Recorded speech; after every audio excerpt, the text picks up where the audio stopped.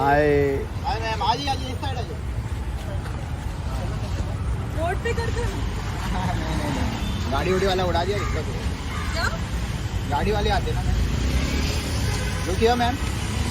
तो तुम्हारा नहीं लेंगे। कैसे हो मैम?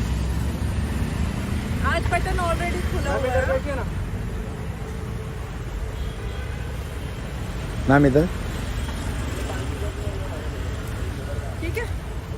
और वेट। हर्षित जी, इस बार के बिग बॉस के थीम के बारे में क्या लग रहा है?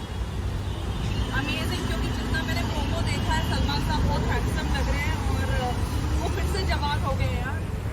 मतलब वो कभी ऐसे दिखते कभी बिल्कुल जवान दिखते, मुझे तो समझ में ही नहीं आता। कंटेस्टेंट्स के बारे में क्या लग रहा है? लेट्स सी कंटेस्टेंट कौन है, फिर उसके बाद डिसाइड करेंगे। वो तो मैं इंटरव्यू दूंगी। ठीक है। Done?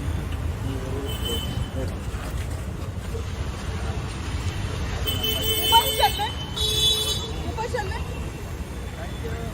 Thank you. अरे माँ